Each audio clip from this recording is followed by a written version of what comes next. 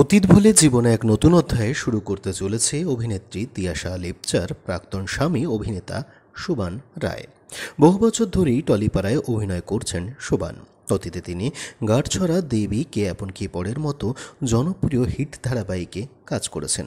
বর্তমানে সকলে আপনারা তাকে দেখতে পাচ্ছেন শুভবিবাহ ধারাবাহিকে ফন্টের চরিত্রে। দীর্ঘদিন যাবৎ অভিনয়ের সঙ্গে জড়িত এই অভিনেতা ইতিবাচক নেতিবাচক সব চরিত্রেই সাবলীল তিনি। এমনকি অতীতে একাধিক ধারাবাহিকে তার অভিনয় ছাপ ফেলেছে দর্শকদের মনে। কিন্তু তবুও যখনই খবরের শিরোনামে তার নামটা দেখা গেছে, সবটাই তার ব্যক্তিগত জীবনের জন্যই দেখা গেছে। তার অভিনয় জীবনের জন্য তিনি কখনো চর্চার কেন্দ্রবিন্দুতে বা খবরের শিরোনামে ছিলেন না।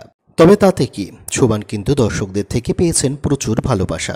তাই তো এখনও নিঃশব্দে নিজের পছন্দের জিনিসটি অর্থাৎ অভিনয়ের কাজটা চালিয়ে যাচ্ছেন প্রতিনিয়ত।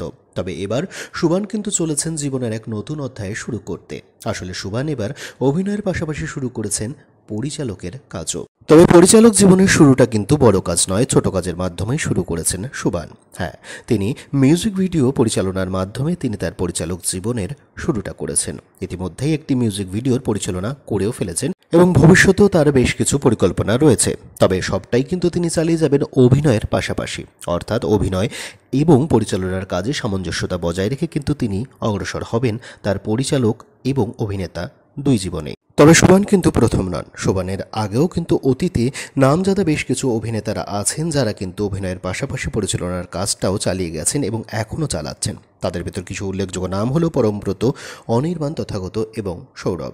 এবার সেই সকল মানুষদের তালিকাতে নবসংযোজিত হলো শোভানের নামও। অভিনয়ের মতো তার পরিচালিত কাজগুলোকেও দর্শকেরা পছন্দ করবেন সে বিষয়ে কিন্তু বেশ আশাবাদী অভিনেতা এবং পরিচালক শোভান রায় নিজেও।